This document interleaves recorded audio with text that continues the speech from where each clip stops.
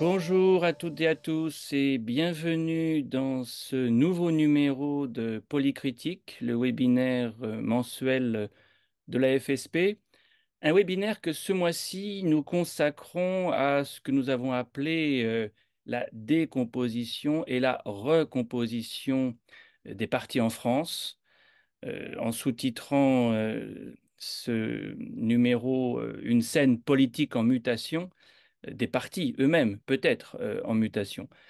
Nous avons pensé consacrer notre webinaire mensuel à cette question le mois dernier, lorsque nous avons constaté que les conditions dans lesquelles le projet de loi sur l'immigration avait été finalement adopté le 20 décembre dernier, si vous vous en rappelez, eh bien, ne témoignait pas seulement de problèmes liés à l'absence de majorité pour l'exécutif, mais attestait aussi d'une véritable recomposition de la scène partisane, qui était à l'œuvre, bien sûr, depuis déjà quelque temps, mais que nous voyons s'accélérer. Que reste-t-il du cordon sanitaire qui séparait l'extrême droite de la droite, voire de Renaissance? Quelles implications pour ces partis et pour les autres formations cette évolution a-t-elle? La NUPES, de son côté, est-elle une coalition condamnée ou en tout cas appelée à se recomposer? Quelle est la stratégie du RN aujourd'hui à l'approche d'échéances électorales majeures, à commencer par les européennes? Autant de questions qui maintenant méritent un examen particulièrement approfondi. Et nous avons la chance pour cela ce soir d'accueillir quatre experts en la matière, expertes et experts en la matière, tous professeurs de sciences politiques, Carole Bachelot et Rémi Lefebvre à Lille, à l'Université de Lille, Florence Hegel à Sciences Po Paris et Frédéric Savicki à l'Université de Paris 1. Tous les quatre vont commencer par planter le décor, examiner ces enjeux, chacun avec sa spécialité, chacune avec sa spécialité. Et puis, lorsque on aura ainsi pendant une heure, après qu'ils aient pendant une heure débattu du sujet, nous aurons le temps de la session habituelle de questions-réponses, une demi-heure au cours de laquelle ceux qui et celles qui se sont connectés pourront poser leurs questions, apporter leurs commentaires. Nous avons maintenant l'habitude de cette interaction et nous y tenons beaucoup pour que ce ne soit absolument pas un one-way traffic, comme on dirait en anglais.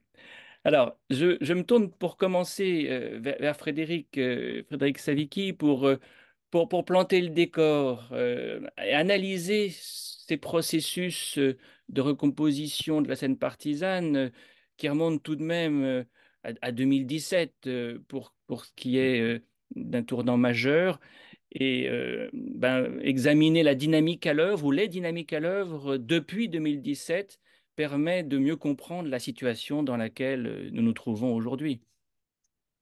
Frédéric. Merci Christophe, bonjour à toutes et à tous. Donc effectivement, je vais peut-être commencer ce séminaire non pas en prenant d'emblée les questions qui ont été soulevées par Christophe liées à l'actualité et plus particulièrement à ce qui se passe depuis 2022, mais essayer de prendre un peu de recul pour essayer de comprendre un petit peu ce qui nous est arrivé en tant que citoyens, mais aussi comme politistes spécialistes des partis.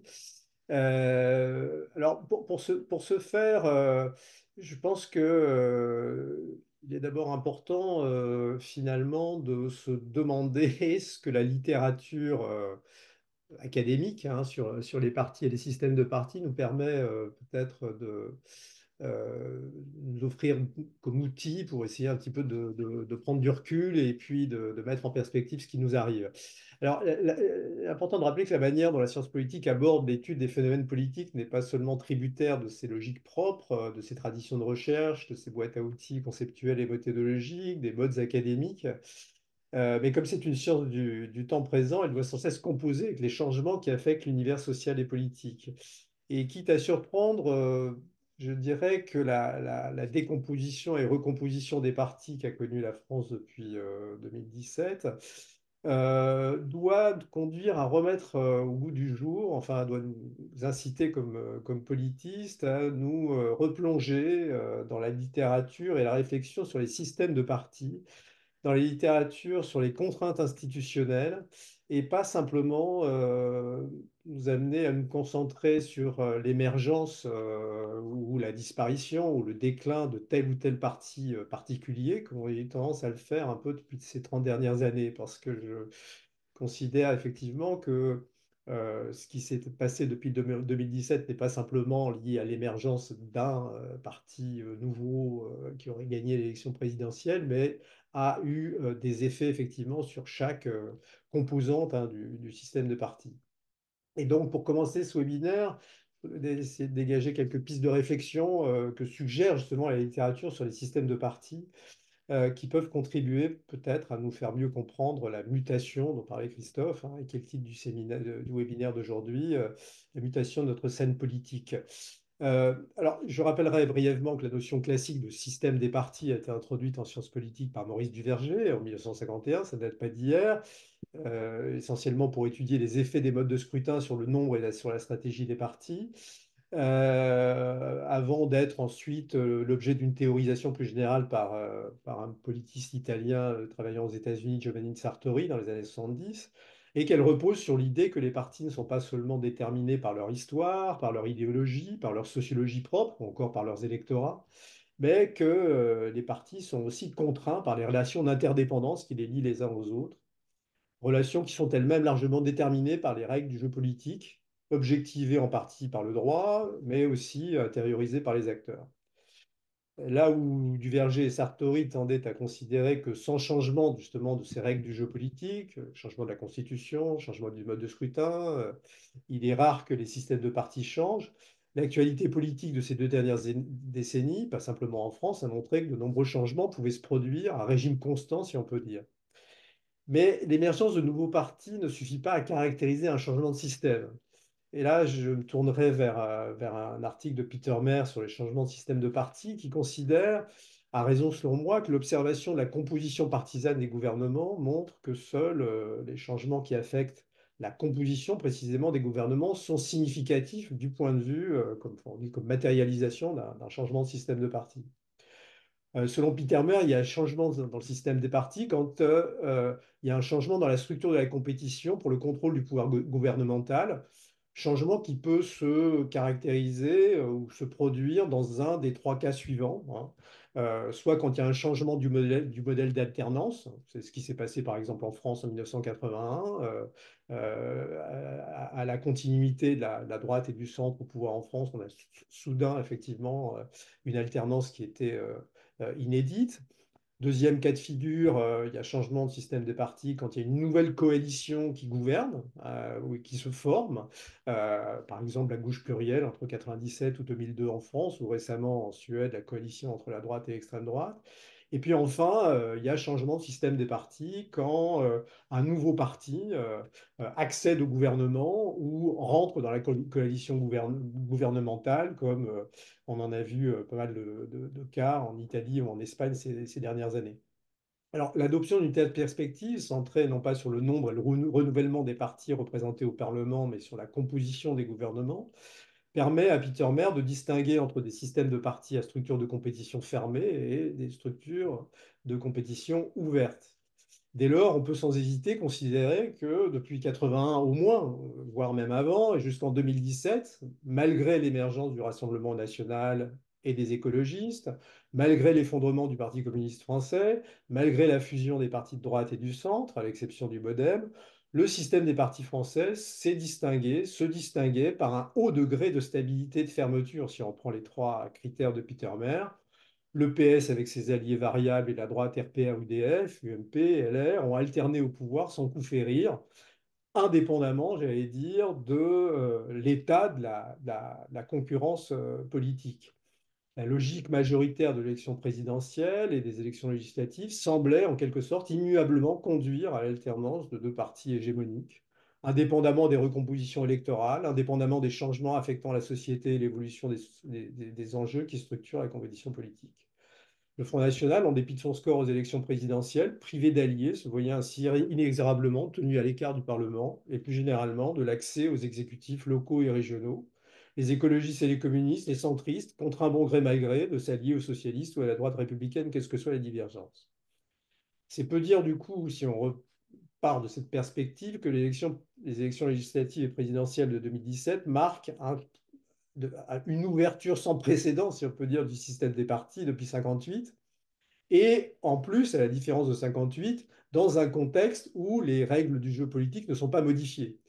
Si on adopte un point de vue comparatif, c'est un phénomène finalement extrêmement rare à l'échelle des démocraties avancées, car le changement que connaît la France en 2017, le système de parti français, est un changement qui non seulement intervient, on pourrait dire, au niveau d'un changement dans l'équipe gouvernementale, dans le parti qui gouverne, mais bouleverse l'intégralité du système d'alliance, disqualifie les deux partis qui gouvernaient jusqu'alors.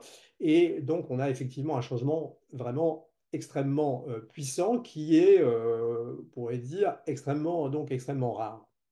Alors, je ne reviendrai pas ici sur les causes de ce phénomène, sinon pour rappeler avec Luc Rouban notamment, que ce bouleversement ne correspond ni à l'émergence d'un nouvel enjeu politique structurant, ni à une recomposition idéologique majeure qui aurait tout à coup trouvé à s'exprimer, transformation idéologique ou recomposition idéologique à l'intérieur de l'électorat. Hein. Luc Rouban a mis en évidence que finalement les électeurs sociaux-libéraux, enfin caractérisés par un certain nombre de réponses à des questions sur des valeurs ne représentaient bon gré mal gré qu'en France que 6 à 7 de l'électorat. Et donc, ce n'est pas eux finalement qui expliquent le succès de l'entreprise Macron. Et au-delà des facteurs conjoncturels liés au renoncement de François Hollande à se représenter, de la désignation comme candidat du PS et de LR de candidats très marqués à gauche et à droite, et bien sûr de l'affaire Pénélope Fillon, on peut, à mon avis, voir dans ce bouleversement une cause importante qui est le fruit finalement d'un processus d'hyper-personnalisation de la compétition politique autour de l'élection présidentielle devenu avec le quinquennat l'élection reine de la vie politique française, et un affaiblissement concomitant des structures et des identités partisanes sur lesquelles Florence Hegel, dans un instant, devrait revenir. Alors donc, on peut gloser à l'infini sur le paradoxe de l'élection d'Emmanuel Macron, mais si on prend un peu de hauteur, on peut aussi y voir un paradoxe épistémique, selon moi, un paradoxe par rapport aux attendus de la science politique, c'est-à-dire la réussite provisoire, on verra ou pas, d'une entreprise politique ouvertement centriste, hein, en même temps de gauche et de droite, pragmatique, dans un système politique qui a poussé jusque-là à la bipolarisation.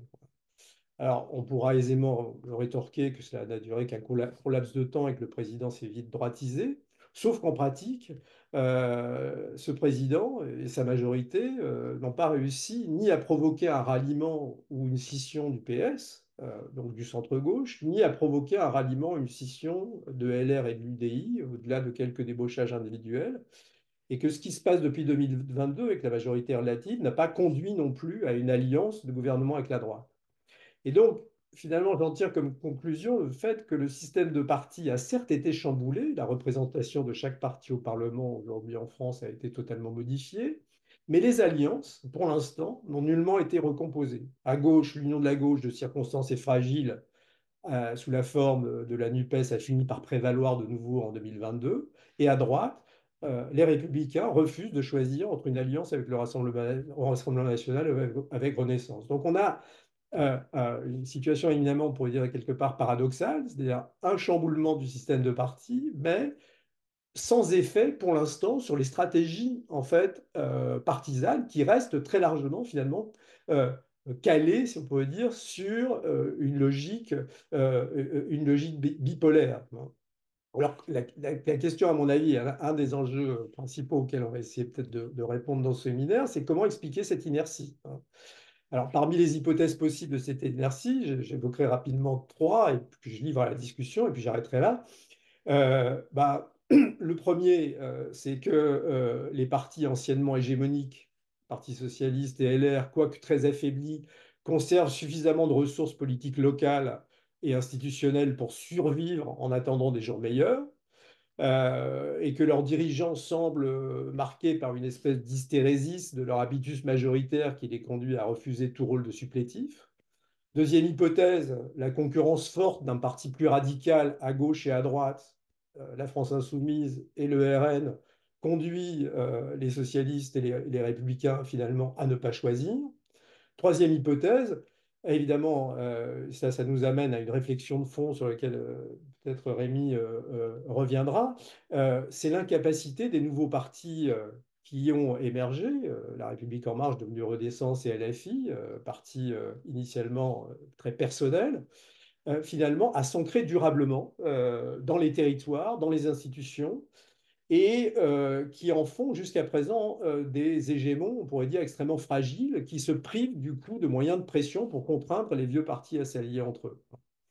Et donc, on peut dire que finalement, à mon avis, c'est là que réside la situation profondément instable finalement de notre système de parti qui s'est décomposé, mais qui ne s'est pas recomposé pour le moment, qui reste très très largement effectivement encore contraint, conduit, dirigé, si on peut dire, par les anciennes logiques d'alliance partisane qui demeurent et qui contribue à sans doute expliquer notamment effectivement ce qui s'est déroulé aussi bien au moment de la réforme des retraites qu'au moment de la loi sur l'immigration, c'est-à-dire une incapacité finalement à une recomposition majoritaire autour du pôle dominant que représente le macronisme dans le système partisan français. Alors, je dirais aussi pour conclure mon propos que faute finalement peut-être d'avoir adopté un mode de scrutin proportionnel qui aurait cassé les logiques d'alliance, faute aussi d'avoir assumé ouvertement une politique centriste, faute d'avoir encouragé la création d'un parti présent dans les territoires et passé une alliance avec des élus locaux de centre droit, le président Macron finalement a largement aussi contribué par la stratégie qu'il a déployée à finalement empêcher toute recomposition du système de partis, tout en consacrant le Front National, le Rassemblement National, comme le principal parti d'opposition et possiblement d'alternance. Voilà. Voilà pour ces quelques propos introductifs, peut-être un peu trop académiques, mais il me semblait important effectivement Nous sommes là pour décrypter la situation avec nos outils et nos méthodes, donc on ne va pas s'excuser d'être académique, c'est notre marque de fabrique. Non, c'était une excellente façon de baliser le terrain, de poser les termes du débat, et donc on va ouvrir effectivement euh, cette boîte noire en quelque sorte et regarder des questions que tu as énumérées les unes après les autres. Celle de l'identification partisane à laquelle tu as fait allusion, c'est effectivement Florence qui va pouvoir s'y attacher et puis dans la foulée, eh bien, examiner la situation de la droite et voir euh, effectivement dans quelle mesure LR est aujourd'hui une des victimes directes de cette recomposition, ou plutôt cette décomposition qui n'a pas encore donné lieu, comme tu le dis, à une recomposition. Et là, il y a de la continuité malgré tout à l'œuvre. Florence. Bonjour, bonjour tout le monde et merci, merci Christophe pour cette question. Je ne sais pas si je vais pas faire un long tunnel si je réponds aux deux questions l'une après l'autre. Donc interrompez-moi si c'est le cas.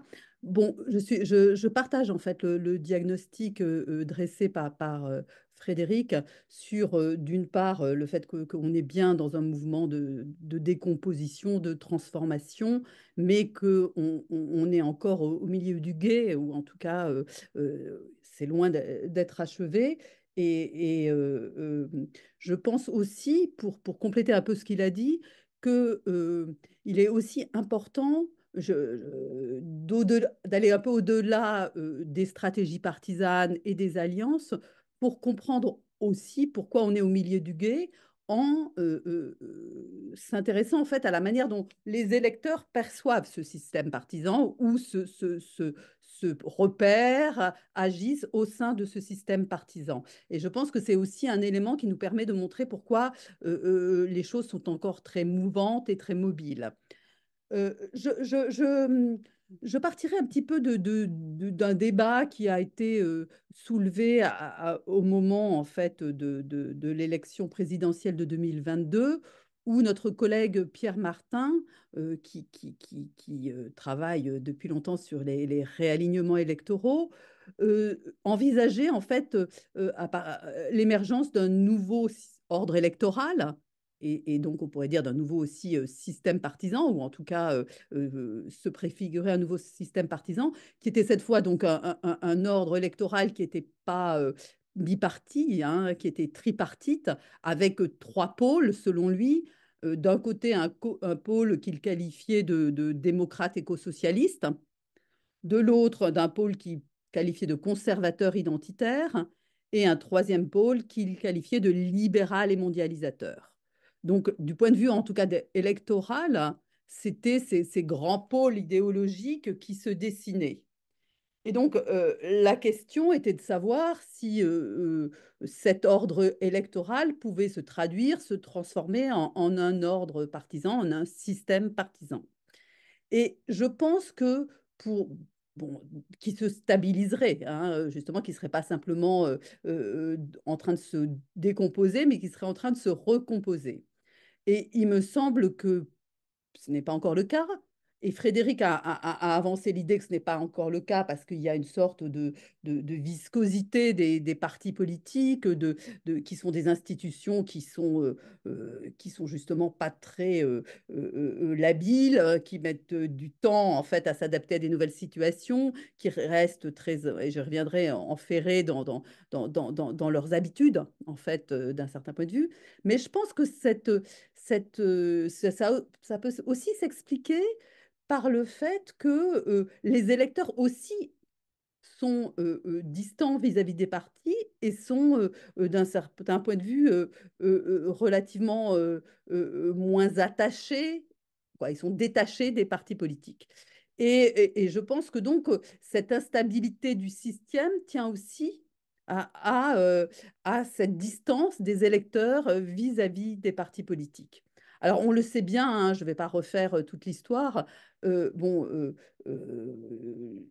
l'attachement, par exemple, des électeurs français aux partis politiques a jamais été très, très fort, hein. Il y a toujours eu ce qu'on appelle une proximité partisane qui était relativement légère, hein, sauf exception pour certains partis, on y reviendra peut-être. Mais ce qu'on constate aujourd'hui, c'est que quand même, il y a non seulement une distance vis-à-vis des partis, mais il y a aussi la montée de ce que certains ont appelé un rapport négatif aux partis politiques. Le fait que les électeurs, ils se repèrent, ils votent moins en fonction d'une adhésion qu'en fonction du rejet de certains partis. Et ces deux points me paraissent assez fondamentaux pour comprendre en fait cette décomposition du système partisan. Alors, d'abord un peu, je vais peut-être partager parce que je vous ai préparé quelques tableaux. En réalité, j'ai emprunté ces tableaux à Vincent Tibéri qui travaille sur ces thèmes-là, hein. Je crois qu'il n'est pas là, mais en tout cas, je lui ai pris ces tableaux. Donc, premier tableau, c'est un tableau sur ce qu'on appelle la proximité partisane. Et vous voyez donc en bleu ceux qui se sentent proches d'un parti, en gris ceux qui ne se sentent pas proches d'un parti. Et ce qui est intéressant, c'est des données sur l'European Social Surveys. Et ce qui est intéressant, c'est que c'est depuis 2000. Donc on a quand même Et ce qui, moi, me frappe, par exemple, dans ce tableau, hein, c'est que vous voyez donc qu'il y a quand même un accroissement des gens qui se sentent éloignés d'un parti politique et que cette distance, elle se maintient quelle que soit la transformation des systèmes partisans. C'est-à-dire entre 2000 et aujourd'hui, il y a eu beaucoup de transformations, il y a eu l'émergence de nouveaux partis, La République en marche, LFI, et donc d'une nouvelle offre, hein, qui pourrait susciter des formes d'engagement. Et malgré cela, on reste avec des électeurs qui vont avoir une véritable distance avec ces partis, c'est-à-dire qu'ils ne vont pas adhérer de manière forte à ces partis politiques, malgré ces transformations. Donc on n'a pas recréé, malgré ces transformations, de l'attachement partisan. Donc ça, c'est un premier point. Et ce que montrent bien les travaux de Vincent, c'est que c'est vraiment une affaire aussi générationnelle. Hein, c'est-à-dire que les nouveaux électeurs vont être encore plus distants vis-à-vis de ces partis. Donc ça pose ça donne un élément de compréhension, en fait, aussi de cette difficulté à se restabiliser. C'est soit un symptôme, soit une cause. En tout cas, c'est lié au fait que, d'un certain point de vue, les systèmes partisans, n'étant pas très enracinés, vont avoir du mal à se stabiliser compte tenu de cette distance au parti. Et le deuxième élément que les travaux de Vincent Tibéri mettent en avant et qui me semble intéressant, c'est une montée ce qu'on appelle d'un repérage négatif. Hein, c'est-à-dire l'idée que le lien avec le parti n'est plus un lien d'adhésion, de soutien, mais un lien où on va surtout se positionner par le rejet de certains partis politiques. Alors, c'est une notion qui a aussi son histoire, hein, cette négative, de rapport négatif au parti. D'ailleurs, c'est assez intéressant parce que cette notion, elle a émergé quand certains de nos collègues ont travaillé sur les démocraties d'Europe de l'Est, qui étaient des partis très instables, nouveaux et très instables, et qui, d'après eux, étaient finalement beaucoup plus structurés autour d'un rapport négatif avec certains partis. En l'occurrence, là, c'était le Parti communiste. Donc, il y avait les personnes se positionner contre le PC hein, dans ces moments de transition démocratique, et donc ça structurait le système partisan. Puis, c'est aussi une notion qui a été reprise aux États-Unis, hein, avec l'idée qu'il y avait un mode de rapport négatif aussi aux partis politiques. Et cette notion était associée à une autre notion qui est très présente dans le débat américain de polarisation affective et de polarisation partisane affective. C'est-à-dire qu'en gros, ben voilà, les démocrates, ils étaient anti-républicains et les républicains étaient anti-démocrates, voire même les démocrates étaient anti-trumpistes. Et donc, il y avait ce rapport à la fois d'identification et surtout de désignation d'un adversaire très, très fort. Et c'était ça qui était en fait le levier et le ressort du rapport des électeurs au parti. En France, et c'est là où je veux en venir, on voit un peu émerger ça. Et là, vous voyez, vous avez un tableau qui montre la probabilité de vote pour différents partis. C'est un tableau, donc, comme je le disais, emprunté à Vincent Tibéri. Donc, vous avez à gauche les gens qui vont rejeter, dire que jamais de la vie ils voteraient pour ce parti. Et vous voyez de l'autre côté des gens qui vont dire au contraire, je vais toujours voter pour ce parti. Hein, il y a beaucoup de probabilités. Et vous voyez que vous avez au fond le RN, vous avez Reconquête, vous avez en rouge la France Insoumise, donc, et vous avez en jaune LREM et en vert les écolos.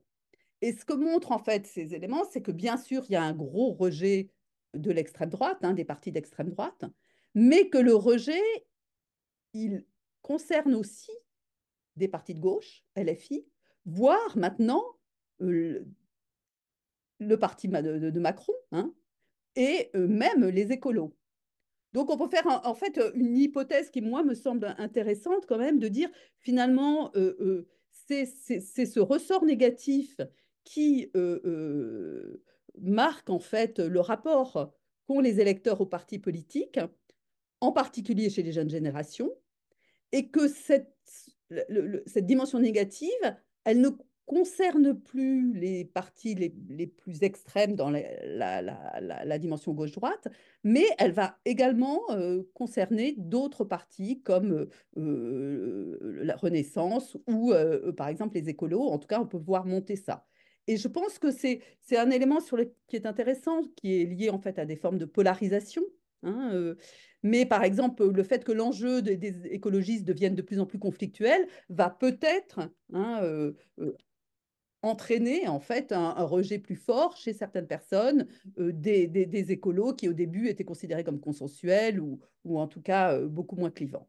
Donc, je pense que bon, c'est cette à la fois se distance vis-à-vis des partis, cette abstention, on pourrait dire aussi, hein, aux élections, mais aussi ce rapport négatif aux partis font qu'on est loin encore d'un système qui est stabilisé. Hein, et qu'on on est encore dans cette phase, hein, je mets ça de l'eau dans le moulin hein, de ce que disait Frédéric au début, mais en prenant dans un autre sens, on est encore dans une phase où les choses peuvent bouger et où bon, le système partisan n'est pas stabilisé. Voilà, c'est une autre manière de voir les choses. Peut-être, j'étais un peu longue, j'interviendrai peut-être après sur la droite. Non? Tu veux, mais on pourrait te demander néanmoins si ce vote contre LR n'en est pas une victime directe et il nous serait utile avant qu'on passe de l'autre côté de l'échiquier politique avec Rémi que tu nous dises quand même comment tu analyses la situation dans laquelle se retrouve LR, coincé entre le macronisme et le RN, en quelques mots.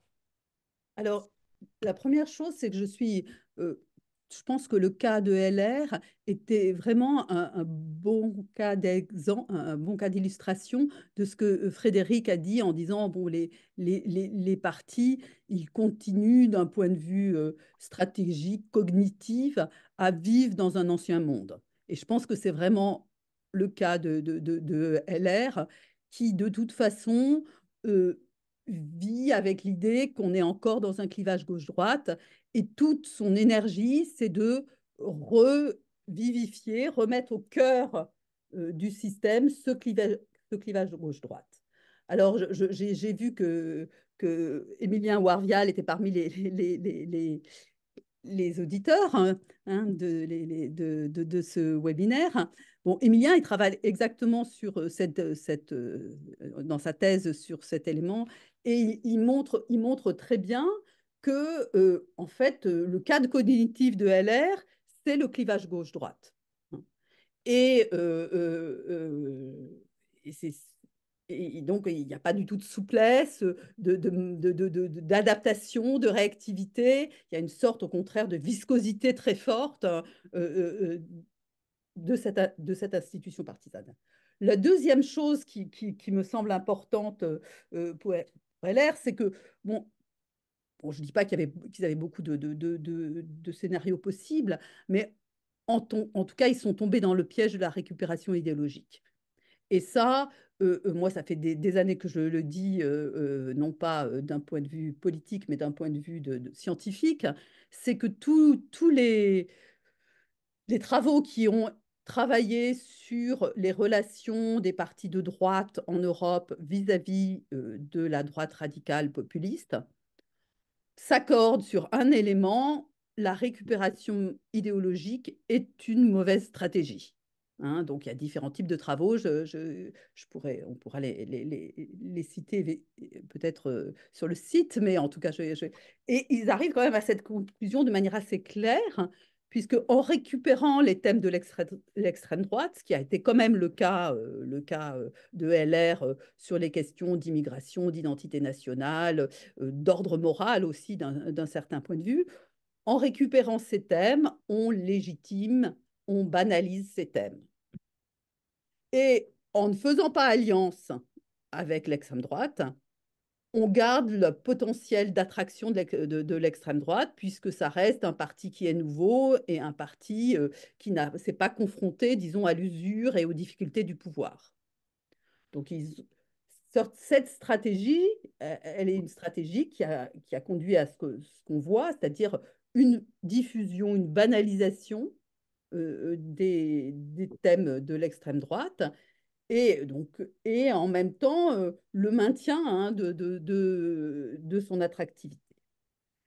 Alors, ce que montre Émilien et que je reprendrai ici, c'est que donc l'opposition en fait de LR vis-à-vis du FN puis du RN n'a jamais été une opposition frontalement idéologique, en disant bon. Elle a toujours été une opposition qui mettait plutôt en cause les capacités gouvernementales du RN.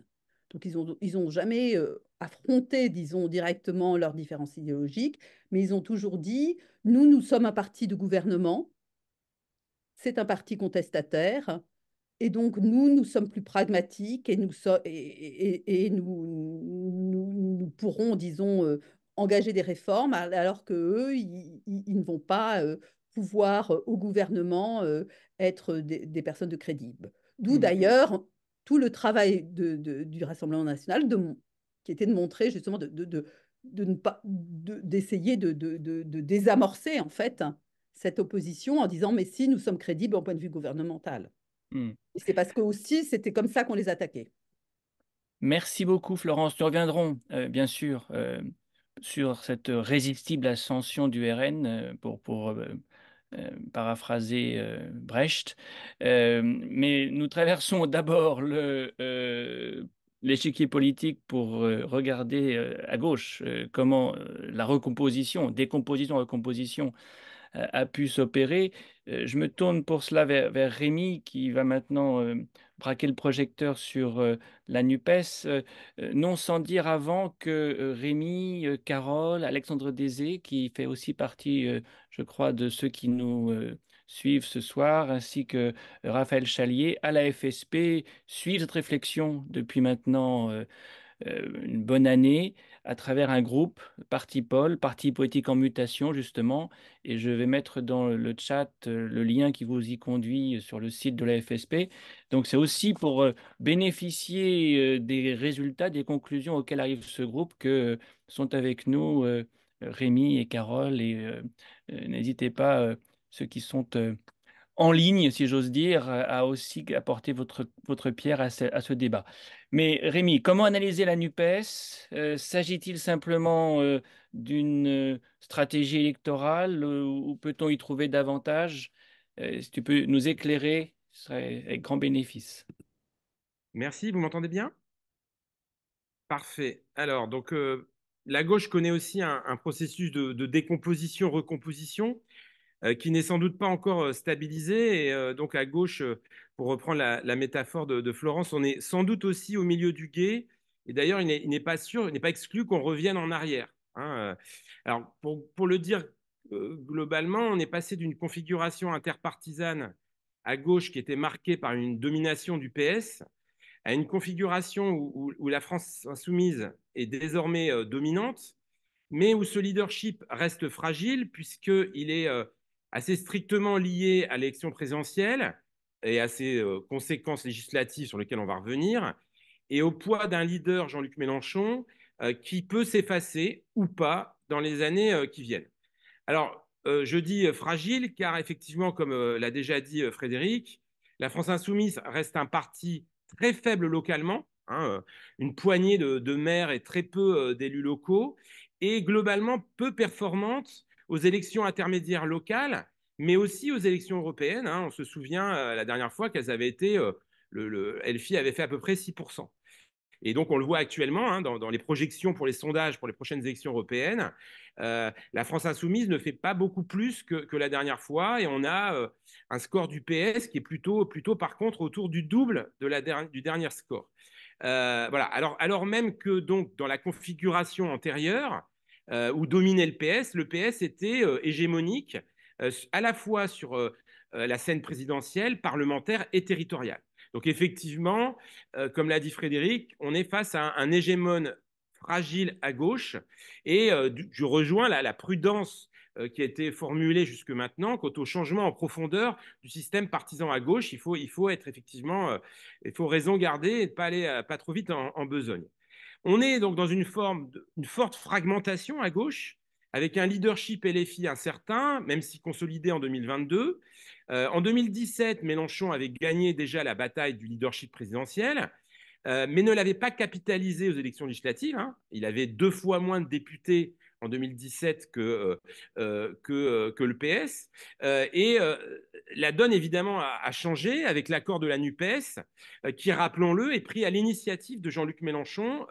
Et donc, quelques mots sur cette NUPES, qui est officiellement aujourd'hui dans un état un peu particulier, hein, moratoire, suspension. On ne sait pas vraiment de quoi il retourne. En tout cas, c'est l'occasion de revenir un petit peu sur cet accord.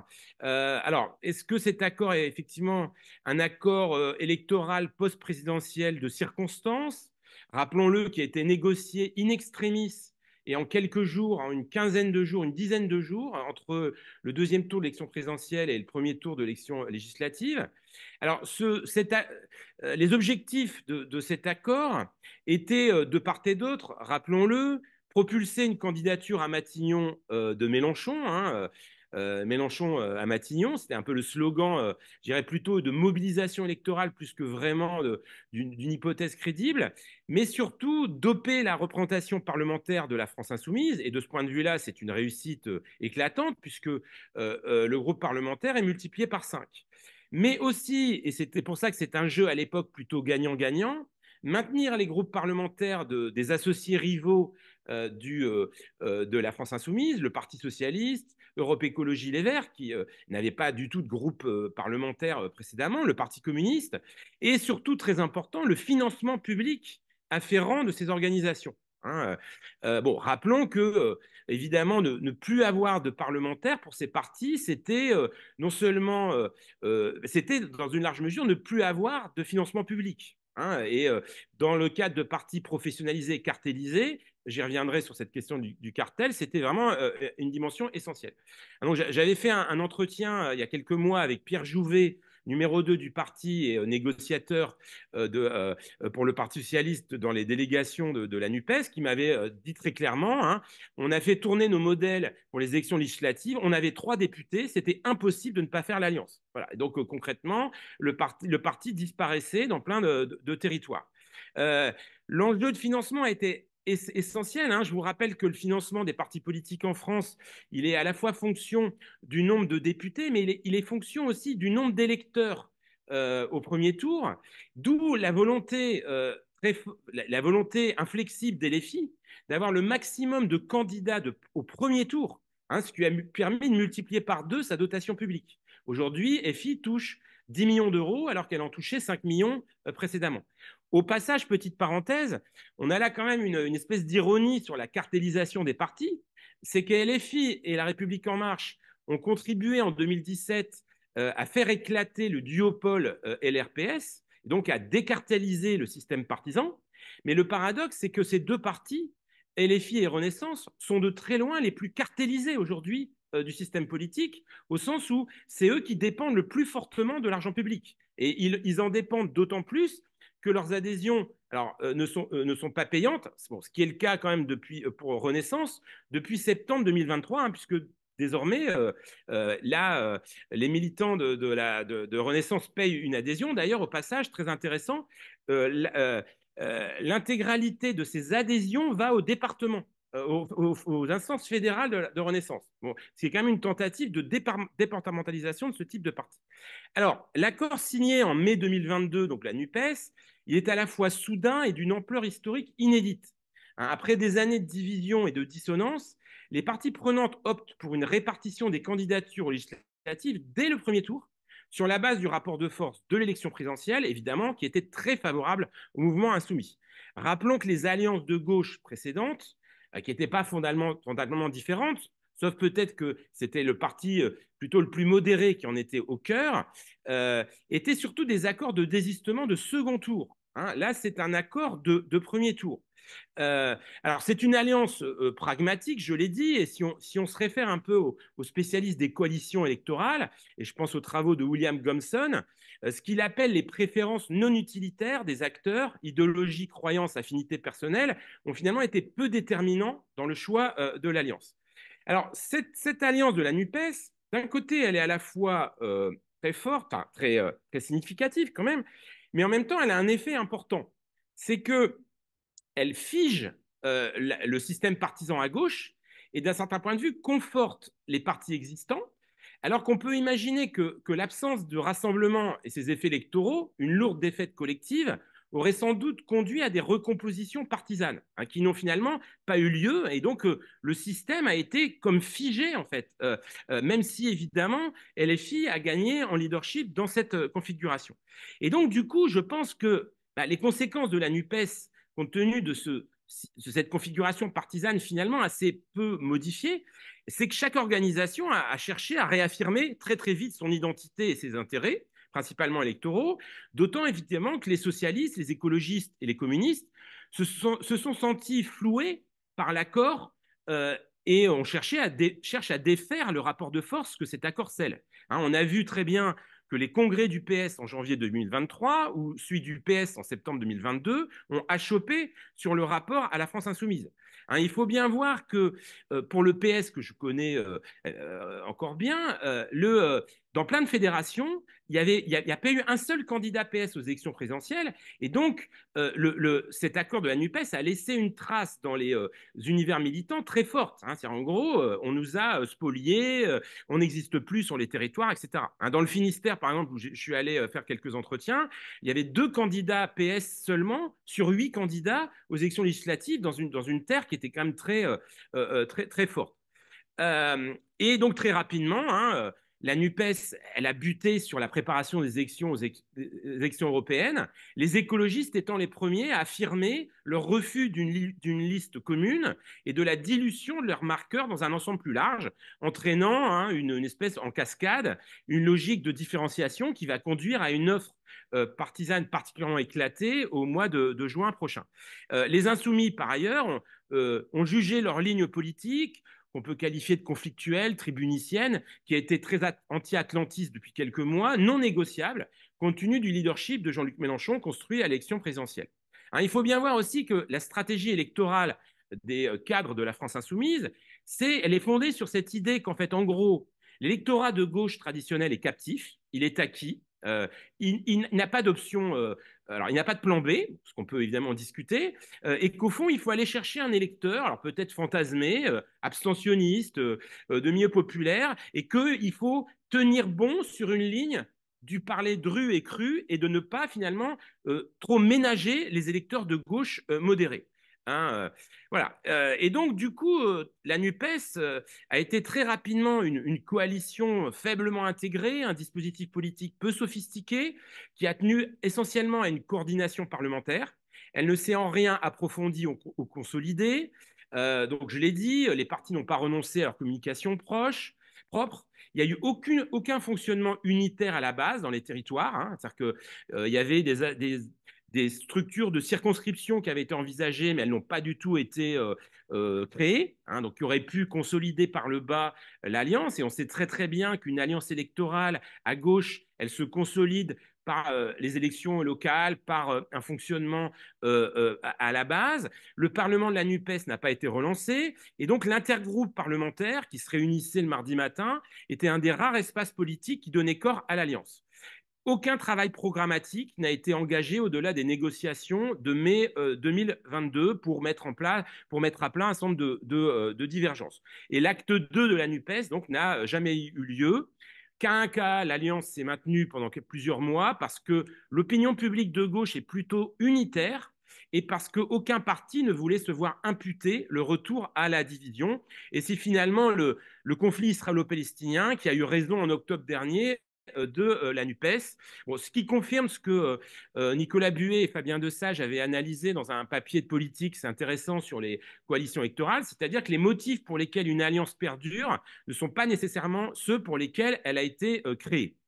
Voilà. Et donc, concrètement, les élections européennes et locales vont sans doute, en tout cas, c'est ce qui est attendu par la part d'un certain nombre de partis, modifier le rapport de force interne et donc remettre en cause ce rapport de force de l'élection présidentielle. Et je dirais d'autant plus, et là je rejoins aussi ce qu'a dit Florence, que la proximité partisane, ce que tu as évoqué tout à l'heure de manière générale, Florence, on le voit très très bien à gauche. Quand on regarde aujourd'hui la proximité partisane pour LFI, il y a à peu près 10% à peine d'électeurs qui se disent proches de la France insoumise. Donc concrètement, le score de l'élection présidentielle, on le sait bien, il est très au-dessus des proximités partisanes. Et donc ces électeurs de la France insoumise, en tout cas de l'élection présidentielle, sont extrêmement volatiles et fragiles. Voilà, alors, donc la NUPES, que va devenir NUPES, je ne sais pas, mais en tout cas, il est à peu près clair que dans un jeu politique structuré autour de 3 blocs, la gauche est faible parce que divisée, et donc il faudra sans doute envisager d'autres dispositifs de coordination, et on peut penser qu'après les élections européennes, la question très rapidement d'une candidature unique à l'élection présidentielle va se poser, et donc pour ma part, j'émets l'hypothèse que cette vieille idée de primaire qui est rejetée ressurgira sans doute dans le débat politique avec toutes les difficultés que cette procédure impose. Voilà, j'en reste là. Merci beaucoup Rémi et merci de te mouiller en prévoyant l'avenir, si j'ose dire, mais c'est une des questions que l'on va revisiter pour finir parce que il est important aussi de effectivement se projeter dans cette transition qui est dans le titre même de notre webinaire, hein, décomposition, recomposition. Mais avant cela, on revient vers des questions transversales avec Carole qui peut saisir la balle au bon aussi, puisque tu as évoqué, Rémi, les parlementaires, les groupes parlementaires, et la dimension parlementaire de cette décomposition, recomposition, elle mérite tout de même une attention particulière. Qu'est-ce que cela signifie au niveau du Parlement que de voir ainsi le système partisan en transition? Et puis, par ailleurs, autre question transversale majeure, qu'est-ce que cela signifie pour la forme parti? Est-ce que la notion même de parti politique se trouve transformée par les processus que vous venez de décrire? Carole. Oui, bonjour à tous.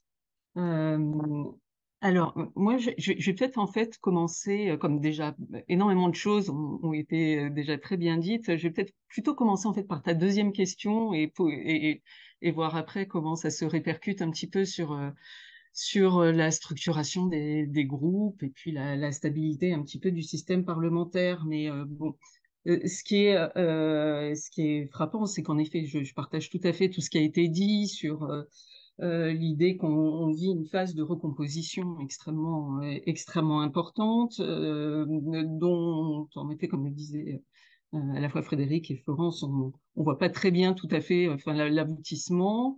Ce qui est intéressant quand même, enfin, ce qu'il faut noter, c'est que bon, par décomposition, en fait, on peut très vite entendre le terme de déclin, justement de déliquescence, de mort des partis, etc. Et bon, on peut juste un tout petit peu revenir là-dessus, et j'y reviendrai alors pas tellement sur la base de mes propres travaux, mais vraiment, par exemple, alors plutôt sur ceux d'Alexandre Deshaies, qui est parmi nous, je pense, voilà, qui est en train de finir un mémoire d'HDR tout à fait frappant justement sur cette question-là de la remise en cause de cette idée un peu décliniste des organisations partisanes. Et qui montre bien, enfin, voilà, comme on le sait maintenant, que cette thèse du déclin, bon, cette thèse du déclin, de la déliquescence et de la fragmentation, qui concerne pas du tout que la France, mais dont on peut avoir l'impression qu'en France, c'est particulièrement prononcé en ce moment. Cette question du déclin, c'est une très très vieille question. C'est une vieille antienne aussi de la science politique, hein, qui nous renvoie aussi à nos habitudes de pensée, à une forme de paresse peut-être un petit peu intellectuelle aussi sur cette question-là. On sait que c'est des idées en fait qui ont commencé en fait à convaincre aussi la communauté des politistes à partir même des années 50, 60, hein, déjà aux États-Unis. Que ça a été, alors que c'est une idée qui a eu des hauts et des bas, mais en gros, bon, qui a quand même été finalement peu confirmée, hein, par des tests empiriques dans les années 70 et 80, mais pour tout un tas de raisons.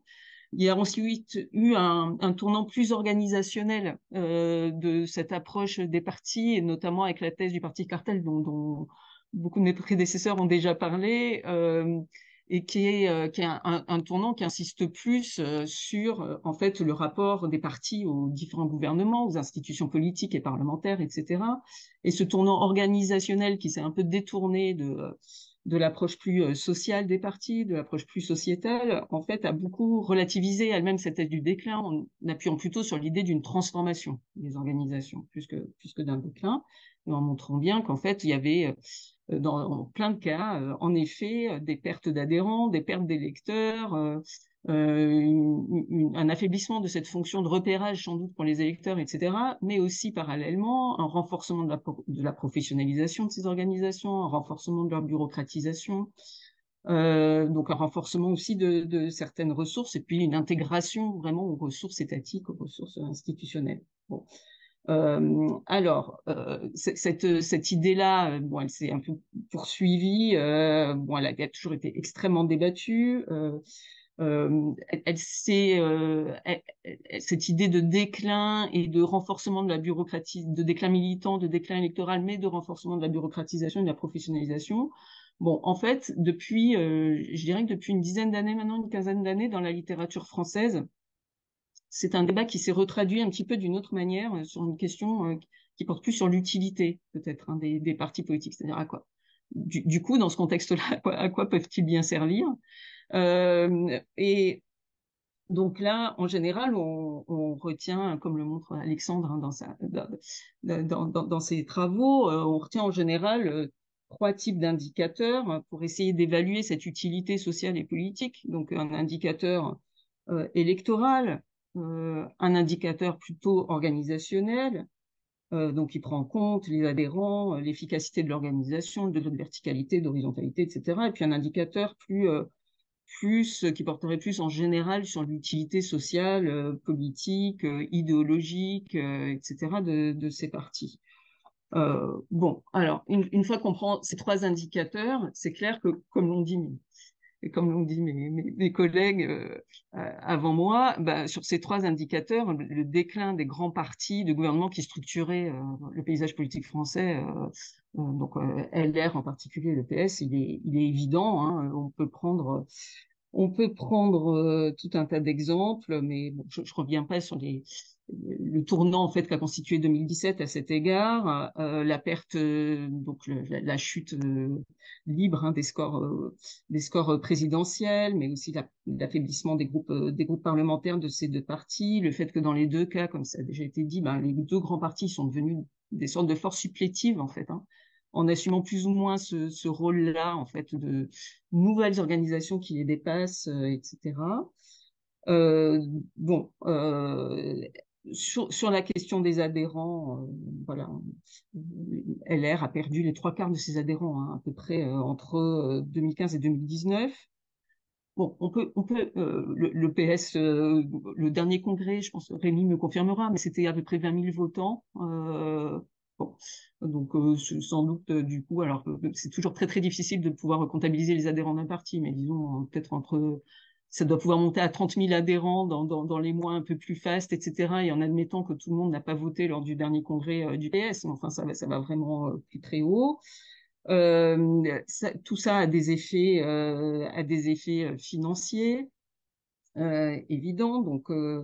Donc là, on est dans un parti de droite, enfin, LR qui reste quand même très endetté, avec une dotation de 10 millions d'euros par an depuis 2022, le PS autour de 5 millions. Bon, tout ça, c'est à comparer par rapport au Rassemblement national qui lui a une dotation qui est maintenant au moins 2 fois supérieure à celle du PS, hein, autour de 10 millions d'euros. Bon.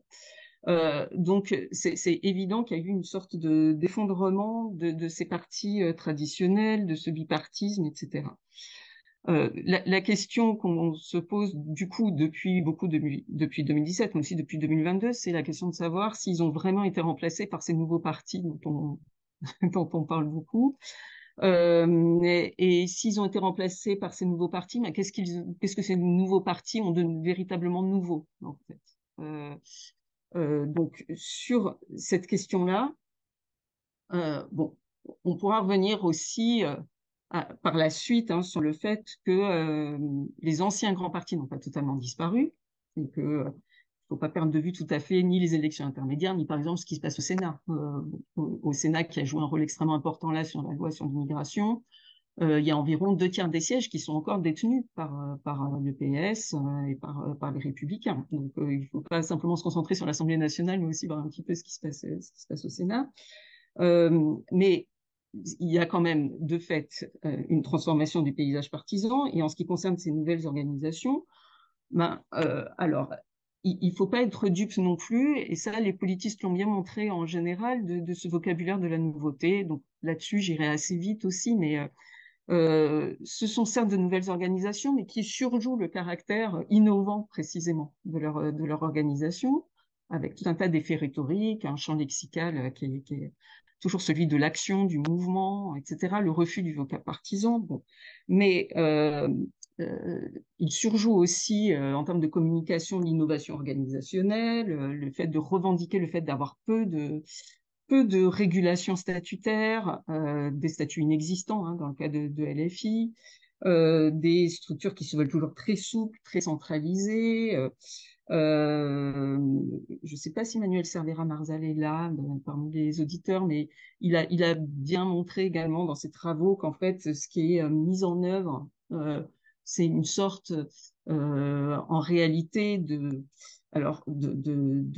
débureaucratisation. En réalité, on peut même pas vraiment dire ça. Enfin, ce à quoi on a affaire, c'est plutôt un renforcement du niveau très central de LRM, comme de Renaissance Maintenant, comme de LFI.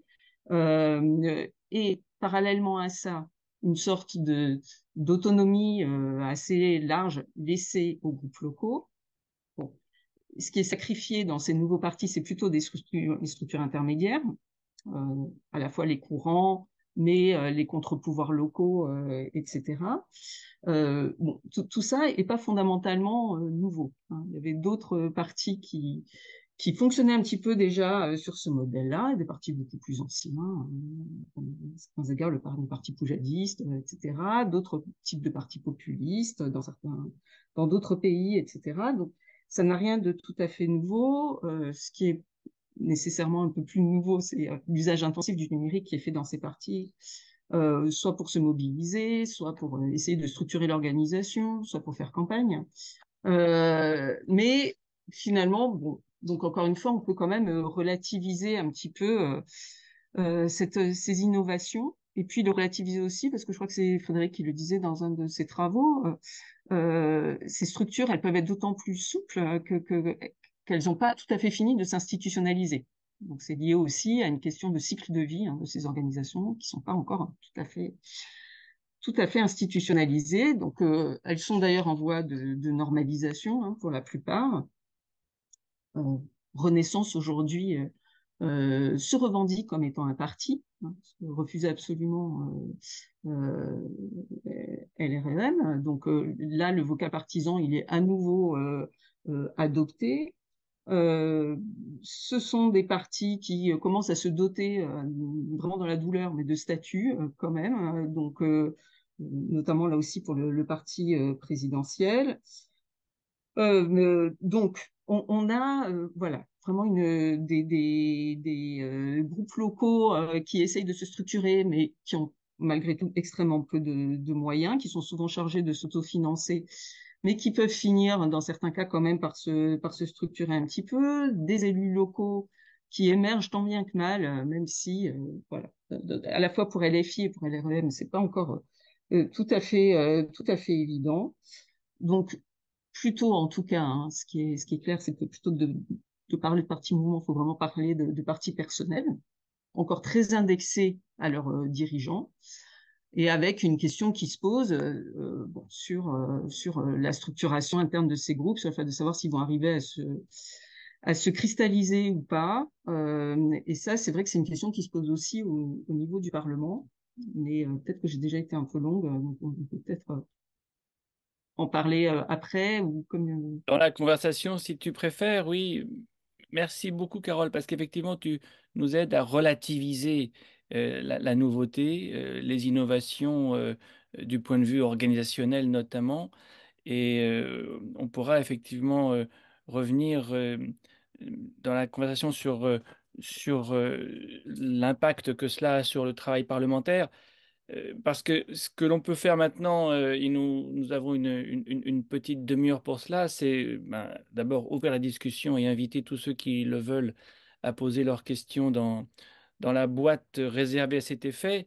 Et puis revenir euh, au point de départ, en un sens, c'est se demander, et ce que tu viens de dire à propos de Renaissance, Carole, va dans ce sens. Bon, l'entreprise de dépassement du clivage droite-gauche, qui était quand même au départ de l'entreprise macronienne, quelques années plus tard, je pense qu'il serait vraiment intéressant de vous entendre nous dire le bilan que vous en tirez.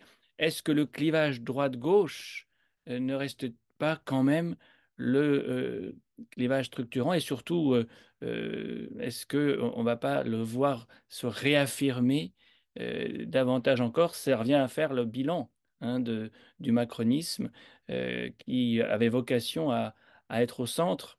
Si vous pouviez les uns les autres nous dire votre sentiment sur ce point. Et le deuxième sujet que je pense qu'il faudrait aussi examiner dans ce tour de table, c'est cette fameuse résistible ascension du RN dans ce champ de ruine, entre guillemets, qui est la décomposition du système partisan. Il y a quand même un fait saillant, c'est la montée d'un parti qui promet de battre son record aux européennes, voire de passer la barre des 30%. Bon, est-ce que on en a quelque chose qui va plus loin qu'une décomposition-recomposition, mais une mutation en gestation du système? Alors, je pose ces questions et je vous invite à y répondre. Mais j'invite aussi, et mes invitations commencent à être suivies des faits. Chacun a posé des questions dans la boîte réservée à cet effet, encore une fois, QR. Euh, Commencez à répondre et quand les questions Oui. seront en nombre Peut-être particulier, en attendant que d'autres questions s'inscrivent, je pense qu'effectivement, on n'a pas suffisamment parlé du Rassemblement national. Euh, et pour faire le lien avec la question que tu posais sur le clivage gauche-droite, ce qu'on peut dire, et ça n'a fait que se renforcer entre 2017 et 2022, et encore plus aujourd'hui, c'est qu'on a l'impression effectivement que c'est quand même le Rassemblement national qui définit l'agenda politique. C'est-à-dire que, bon, certes, il y a eu la réforme des retraites, il y a eu un certain nombre de mesures en matière économique et sociale, de libéralisation, on pourrait dire, bon, qui s'inscrivent dans une logique en partie annoncée quand même par Emmanuel Macron et assumée par lui dès 2017. Mais on a l'impression effectivement que tant LR d'ailleurs que les macronistes, enfin que le parti Renaissance considèrent que la seule façon, c'est ce que disait Florence en rappelant que ça ne marche pas, enfin, bon, que la seule façon effectivement de contrer la montée du Rassemblement national et de l'empêcher d'arriver au pouvoir, c'est effectivement de reprendre ces thématiques, hein. Alors, on l'a vu récemment avec l'immigration, on peut quand même rappeler quand même toutes les mesures qui ont été prises en matière de sécurité et de sécurité publique, avec un durcissement et un régime très très autoritaire, quand même, hein, qui a été, enfin, des politiques très très autoritaires qui ont été mises en place plus effectivement le tournant conservateur assumé par Emmanuel Macron lors de sa dernière interview, mais déjà préparé quand même avant. On se rappellera de Jean-Michel Blanquer et de sa politique à la tête du ministère de l'Éducation nationale pendant 5 ans, avec ce discours progressivement de plus en plus anti-wokiste. Donc on a quand même effectivement cette impression finalement que dans les représentations stratégiques, quelles que soient par ailleurs les croyances des acteurs, finalement, c'est par rapport il y aurait une droitisation, voire une extrême droitisation dominante en France, et c'est par rapport à ça, effectivement, qu'une bonne partie des stratégies politiques se déterminent. Donc, je ne sais pas si le clivage droite-gauche, on pourrait dire, est surdéterminé. En tout cas, pour les acteurs politiques, on voit bien effectivement que c'est une grille d'interprétation très, très, très, très importante qui est liée à la manière d'interpréter effectivement le Front National, qui est quand même très voilà, lié à ça. Et donc voilà, pour répondre un petit peu quand même à ta question, le RN dans l'opposition est Alors il y a quand même, par rapport à ce que disait Florence, un élément quand même qui vient perturber la perception finalement par les acteurs, qui disent pas de la science politique, malheureusement, c'est l'expérience Sarkozy. C'est-à-dire que je suis frappé quand même de voir à quel point il y a cette croyance que Sarkozy a réussi, en reprenant des thématiques sécuritaires, identitaires, à faire baisser le Rassemblement national, le Front National. Bon, à une époque où Jean-Marie Le Pen est quand même en fin de course, hein, bon, et affaibli aussi pour d'autres raisons. Et donc, l'idée qu'en reproduisant la stratégie Sarkozy, on va réussir de la même façon à faire baisser le RN, me semble effectivement un élément surdéterminant, on pourrait dire. Et à mon avis, ça ne marchera pas, mais voilà. Hmm. Merci Oui, Frédéric. Oui, Rémi. oui, puis à la pause, je vois qu'il y a des questions Oui. intéressantes qui sont posées sur le chat. Peut-être sur le RN, parce que moi, bon, et pour faire un petit peu de la publicité pour un bouquin remarquable qui vient de sortir aux presses de Septentrion, il y a Safia Danaï et je crois Félicien Faury qui sont dans le forum et donc qui ont sorti un bouquin dirigé par eux et Estelle Delaine et Guillaume Le Tourneur qui montre très très bien que le Rassemblement national reste un parti quand même très faible, et ce qui participe de l'énigme de ce parti, qui finalement, aujourd'hui, et ça interroge sur les spécialistes des partis, acquiert une audience nationale alors qu'il est encore très peu implanté localement. C'est-à-dire qu'en fait, aujourd'hui, finalement, par rapport à cette hypothèse du déclin des partis, même s'il faut la nuancer, on est quand même face à un parti très faible en point de vue partisan qui aujourd'hui est très fort électoralement. Voilà, c'est ça. Et donc, et aussi, du coup, ça donne crédit à l'idée que ce qui fait la force du RN, c'est finalement la définition de l'agenda politique et des thèmes que finalement ceux qui veulent le combattre imposent sur la thématique. Ce qui quand même frappe sur l'agenda, quand même frappant, c'est de voir la très grande prudence du Rassemblement national, qui parle peu. Hein, je lisais là un article dans Le Monde hyper intéressant, qui ne veut pas étoffer son programme, qui ne veut pas prendre aucun risque. Voilà, donc ça interpelle quand même aussi sur la décorrélation entre les performances électorales d'un parti et sa structure. Alors, il y a une question hyper intéressante sur le forum, je trouve, c'est la question qui dit que voilà, faut faire attention quand ces nouveaux partis LFI et l'REM Renaissance qui apparaissent désan- désancrés socialement et finalement dont il faut analyser quand même les propriétés des membres. Parce que finalement, ce qui compte, c'est aussi ce qu'ils sont socialement et ce qu'ils incarnent dans les territoires. Enfin, ce qu'ils incarnent aussi socialement. Voilà. Et ça me paraît une hypothèse intéressante, c'est qu'effectivement, même si ces partis sont faibles, entre guillemets, je pense qu'il faut toujours avoir à l'esprit de qu'est-ce qu'ils incarnent sociologiquement. Voilà. Et que peut-être cette incarnation sociologique, elle est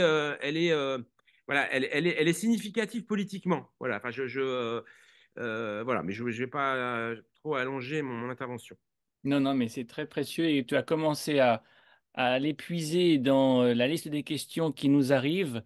Et je vous propose d'y commencer à répondre. Et il nous reste un gros quart d'heure.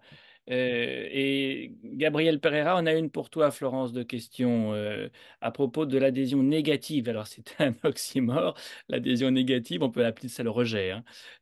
Au parti politique, est-ce socialement, est-elle socialement située, est-il socialement situé, ce rejet, en fonction des catégories socioprofessionnelles ou s'agit-il d'un phénomène général? Est-ce qu'on peut désagréger ces données? Oui, merci beaucoup pour la question. Euh, en fait, et là, donc, je répète, je m'appuie sur les travaux de Vincent Tibéri. Ce qu'il montre, c'est que historiquement, bien sûr, disons, ce rejet ou cette distance à l'égard des partis politiques était lié aussi à des formes de compétences politiques. Et bon, bien sûr, on avait des exceptions qui était par exemple le Parti communiste, mais en général, qui d'ailleurs à l'époque avait un sentiment de proximité assez fort et que l'on retrouve aujourd'hui s'agissant du RN, c'est-à-dire que les gens qui sont le plus proches de leur parti, c'était historiquement les communistes et qui sont maintenant le RN. Hein, donc mais donc historiquement, c'était fortement lié à des questions de compétences politiques. Donc plus on était compétent, plus on se sentait proche d'un parti. Et plus on était incompétent, plus on avait de distance avec la politique en général et même avec les partis en général. Et ce que montrent les travaux de Vincent, c'est que ça s'est modifié un peu dans les nouvelles générations. C'est-à-dire que cette question de la compétence politique, elle existe, mais elle est beaucoup moins forte qu'elle a été. Et donc, on voit que cette distance à l'égard des partis est un phénomène générationnel assez bien partagé selon les niveaux d'études et l'intérêt pour la politique. Donc, c'est la tendance un petit peu générale de ça. Ce qui est intéressant parce que ça montre, ça nous donne des éléments sur la transformation possible, parce que le renouvellement générationnel peut aussi charrier finalement des formes de transformation aussi du système partisan. Et donc, voilà, c'était... Très bien. Alors, une question pour Carole, davantage celle de Charles Thibault, parce que il pose la question des services études des partis. Tu as évoqué continuité et changement dans la forme parti politique, et j'imagine que votre groupe s'intéresse beaucoup à ces questions. Est-ce que ce qu'on avait vu, l'externalisation de certaines tâches, hein, de communication politique, euh, l'ère des spin doctors est peut-être passée, mais en tout cas, elle a eu son heure de gloire. Comment est-ce que les partis, nouvelle formule ou pas d'ailleurs, gèrent cette externalisation ou pas? Ouais, c'est une question difficile. Je pense, enfin, je sais pas, je parle aussi sous le contrôle de mes collègues, mais bon, de fait, cette externalisation des tâches, bon là non plus, elle est pas tout à fait récente. Ça fait longtemps qu'on reproche notamment au Parti socialiste d'avoir abandonné un petit peu hein, cette fonction programmatique, idéologique, etc. Donc là-dessus, voilà. C'est vrai que c'est en revanche, ce qui est important aussi, et bon, et ça, pas mal de nouveaux travaux récents le montrent. Donc voilà, il y a une très bonne thèse de Pierre-Nicolas Baudot, par exemple, qui a été soutenue en décembre sous la direction de Rémi et Sylvie Strudel, qui porte, par exemple, sur le traitement de la question de l'immigration, justement, au parti socialiste, etc. Et qui montre bien qu'en fait, alors à la fois c'est une fonction qui a été cette fonction idéologique de produire des idées en propre au sein du parti, qui a été en effet relativement délaissée depuis les années 70, hein, qui constitue un peu l'âge d'or de référence de ce point de vue-là, du parti d'Épinay, etc. Bon. Mais qu'en même temps, ce qui est montré, c'est que, en effet, plus le parti se vide un petit peu de sa substance militante et délaisse un petit peu cet ancrage social qui lui fournissait des idées. Et malgré tout, enfin, ce qui m'a frappé à la lecture de ce travail, c'est que on a l'impression que il y a une sorte de milieu idéal qui est plutôt en extension en réalité, c'est-à-dire que plus ces partis-là s'institutionnalisent, se routinisent, etc., et plus ils nouent aussi malgré tout des liens, alors des liens qui sont parfois complètement fragiles, unilatéraux, etc., mais enfin, ils récupèrent plein d'idées en fait à gauche et à droite dans des milieux universitaires, malgré tout dans des milieux associatifs, même s'ils les fréquentent plus que de très très loin, et même s'il n'y a plus du tout de multi-positionnement, enfin de moins en moins en tout cas de multi-positionnement des adhérents, etc. Et donc, il y a aussi une forme de rapprochement vis-à-vis des ressources plus institutionnelles, des cabinets ministériels, des rapports d'expertise, etc. Donc, je dirais que malgré tout, ça circule encore, mais il y a plus du tout d'autonomie idéologique, en tout cas, de ce point de vue-là, si tant est qu'il n'y en ait jamais eu, Hmm. en fait. Je sais pas ce qu'en pense. Merci Carole. Alors, on va poursuivre les questions parce qu'hélas, il y en a. Enfin, hélas, non, au contraire, on est très content qu'il y ait beaucoup de questions, mais on a peu de temps pour y répondre. Et il y a une question qui revient et qui renvoie à l'effet d'échelle qu'a évoqué Frédéric, c'est-à-dire que les partis, évidemment, ils s'ancrent dans des territoires. Et Wilfried Cerisier pose la question très brève mais très importante, quelles sont les conséquences sur les territoires aux échelles régionales et départementales? Par exemple, dans le Nord. Alors, le Nord ayant été une des terres d'enquête, un des terrains d'enquête de Frédéric, c'est vers lui que je me tourne. Qu'est-ce que ça fait sur sur le terrain local de voir cette mutation que vous venez de décrire? Moi, ce qui me semble assez intéressant et nouveau, c'est pour l'instant en tout cas une espèce de séparation, en tout cas de différenciation entre les champs politiques périphériques, pour reprendre l'expression de Patrick Lehang et de Neil Gaxier, le champ politique central, en partie lié à ce qu'on disait tout à l'heure, c'est-à-dire des stratégies, là, au départ volontaires, aussi bien de La République en marche que de la France insoumise, de ne pas donner de l'autonomie au territoire, aux militants locaux, de ne pas structurer, de consacrer une partie des ressources publiques importantes pour créer des structures relais.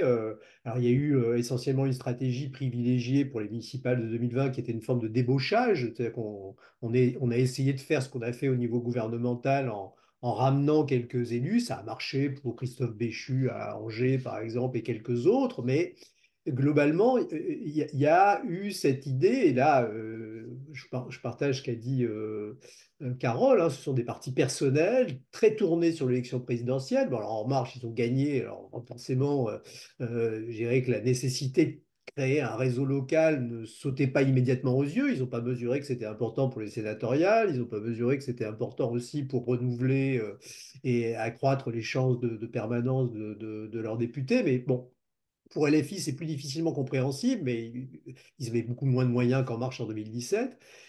Donc, ce qui s'est passé, c'est que se retrouvant l'un et l'autre dans l'opposition, les socialistes et LR ont finalement pu capitaliser et renforcer les positions qui étaient les leurs, les écologistes accroître les leurs également, parce qu'évidemment, il y avait plus le vote sanction qui pouvait contribuer à faire perdre des villes, faire perdre des régions, faire perdre des départements. Et donc, ces élus locaux, alors avec en plus la fin du cumul des mandats, ont eu tendance effectivement à se situer dans des positions de repli. En s'investissant très peu dans la politique nationale, finalement, voilà, en développant des discours, on va dire, de gestionnaires locaux, d'entrepreneurs territoriaux, bon, quitte à assumer éventuellement des positions politiques, hein, comme à Rennes, à Nantes ou je sais pas, à Paris ou certains élus de droite. Et donc, bah, voilà, ce que j'évoquais tout à l'heure, finalement, ça a été les principales bases de survie pour les socialistes et pour LR. Et donc, une vie politique locale qui se développe aujourd'hui sans, on pourrait dire, sans coup férir d'une certaine façon. Bon, et ça c'est quand même un élément. Et l'affaiblissement d'En Marche, puis ensuite de Renaissance, c'est-à-dire le fait que justement il n'était pas forcément vu, compte tenu de l'impopularité du gouvernement, comme voilà, une manière de renforcer son positionnement local, a abouti finalement pour l'instant, une différenciation assez forte, une différenciation, en tout cas une distanciation hein, des sphères politiques locales, avec probablement de plus en plus des logiques électorales qui s'expliquent par des enjeux locaux ou territoriaux, quoi. Bon. C'est ça. Donc voilà, Oui, ça me semble quand même un phénomène assez caractéristique qui va peut-être pas durer hein, de la période actuelle. Alors en plus, comme la stratégie du gouvernement a quand même été pas du tout de s'associer ou de renforcer la décentralisation ou de jouer la carte de l'alliance avec les associations d'élus locaux, ça n'a pas évidemment conduit voilà, à un rapprochement. ouais. Non, il y a une déconnexion, effectivement. Je crois que c'est le mot qui reprend, qui recouvre ce que tu as utilisé. Et l'effet d'échelle, du coup, est particulièrement saillant. Une question que tu pourrais explorer, Rémi, je pense, sur l'avenir du PS qui est posé par Daphné Chancelier. Euh, Pensez-vous que le PS va disparaître au profit d'un parti éco-démocrate? Sans aller aussi loin dans la prédiction, euh, tu as évoqué les primaires comme le mode de résolution des tensions possibles à gauche. Euh, Quelle est la stratégie du PS? On voit aujourd'hui que faire la liste pour les européennes n'est pas si simple. Comment vois-tu cette... situation. Juste peut-être pour compléter ce qu'a dit Frédéric, quand même pour aussi sur cette différenciation qui est assez spectaculaire, hein, effectivement, on voit bien que LR et le PS restent les partis dominants au niveau local, mais attention, je pense que c'est plus les mêmes partis quand même qu'avant. C'est-à-dire que quand on regarde un petit peu ces notables socialistes, très souvent ils ont pratiquement plus de militants, hein. C'est très très impressionnant, hein. Concrètement, une ville comme Lille qui avait 1500 adhérents il y a 20 ans. Aujourd'hui, il y a 40 militants socialistes à Lille. Et donc, globalement, il n'y a plus de militants, et y compris dans les villes socialistes. Et je faisais un entretien il n'y a pas longtemps avec le directeur de cabinet du maire de Montpellier qui me disait qu'à Montpellier, il y avait pratiquement le PS n'existait pratiquement plus. Donc, ce qui existe, c'est des élus qui bénéficient aussi d'une prime aux élus sortants, hein. Et donc, faut voir quand même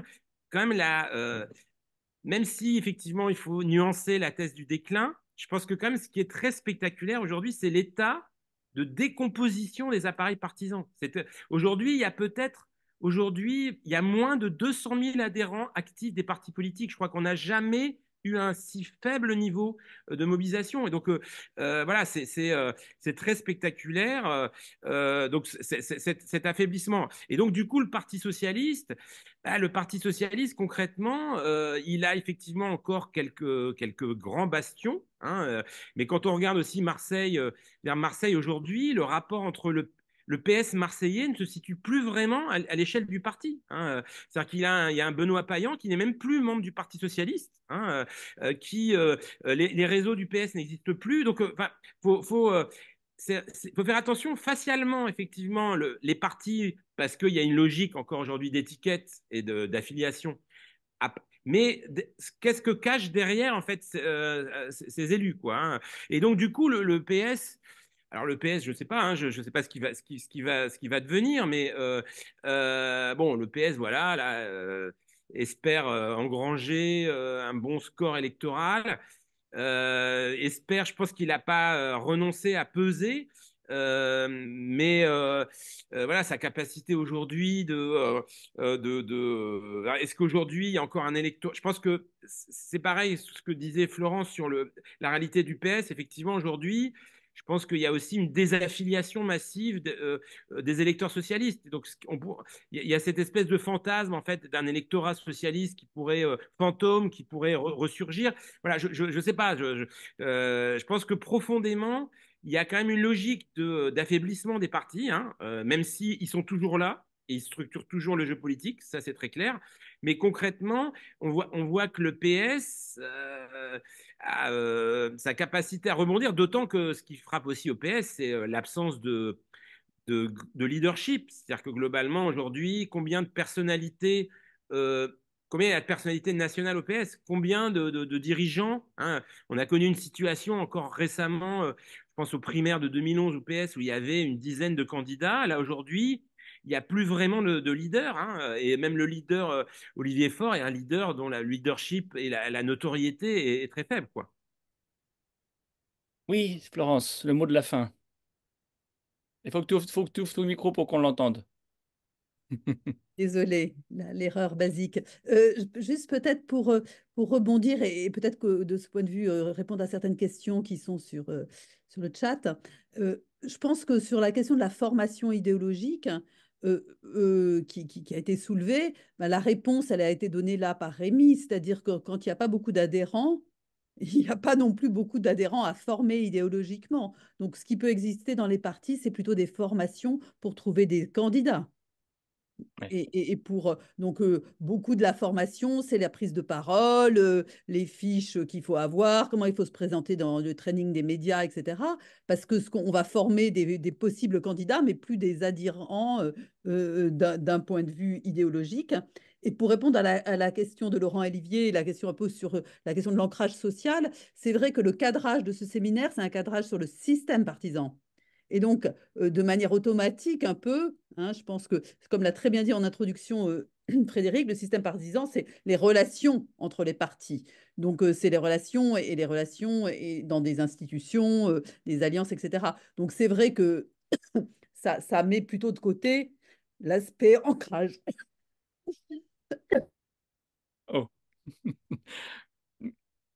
Merci Florence. Alors, C'est une bonne question parce que c'est moi répondre à Laurent Olivier. Hein, je pense que face au bouleversement global auquel on assiste, on ne peut pas simplement analyser les choses partie par partie. Voilà ce que je voulais dire. Et donc, du coup, ça amène effectivement à s'interroger sur les propriétés systémiques et sur ces effets d'interdépendance. Hein. Et ces effets d'interdépendance, effectivement, sont quand même très conditionnés par les règles du jeu politique. Qui pour nier le fait que l'adoption en 2002 et les effets en 2017 du quinquennat et de l'inversion du calendrier n'ont pas eu d'effet très important sur les partis eux-mêmes, évidemment, la généralisation des primaires, l'hyperpersonnalisation, mais aussi effectivement sur les électeurs qui ont boudé de plus en plus le scrutin législatif. Et tout ça, effectivement, pèse quand même très très fortement sur le système des partis. Bon, voilà, donc je pense que il ne s'agit pas de jeter le bébé avec l'eau du bain, mais c'est vrai que ce qui s'est passé en France, et puis ce qui se passe aussi en Italie, en Espagne, etc., amènerait sans doute à mieux enfin, reprendre la question de l'articulation justement entre les effets systémiques, si on peut dire, et les transformations propre à chaque parti ou à chaque courant idéologique pour bien voir, effectivement, c'est moi ce que je voulais souligner, c'est le décalage qu'il peut y avoir entre ce qui se passe, on pourrait dire, dans le monde social, chez les électeurs, dans les partis, on pourrait dire, chez les militants, etc. Et puis finalement, l'inertie quand même des logiques d'alliance, des comportements et des stratégies. Ça, on peut l'expliquer, à mon avis, qu'effectivement, en adoptant un point de vue systémique, quoi. Mais pas forcément en dupliquant ce que faisait Duverger, justement, ou Sartori, mais en l'adaptant, quoi. En tout cas, faut travailler ça, quoi. Voilà. Merci beaucoup. On va devoir s'arrêter, mais on voit bien qu'il va falloir remettre aussi cet ouvrage sur le métier. Nous aurons l'occasion de le faire dans les semaines, les mois qui viennent. Un webinaire sur les européennes s'impose avant, Il est après peut-être. prévu. Il est prévu dans le cadre de participer. Il y en aura un. Animé, et c'est parfait. Un autre sur le RN, à n'en pas douter, parce qu'il faut rentrer dedans. Et Rémi, tu veux dire un mot là-dessus? Non, il veut nous dire au revoir surtout. Merci à vous toutes et tous, et merci aussi à tous ceux qui nous ont suivis. 21 questions dans le chat, c'est un record. On n'avait jamais été aussi loin dans la curiosité. C'est le signe que on a commencé à répondre à des questions. On va essayer de le continuer. Merci encore. Bonne soirée.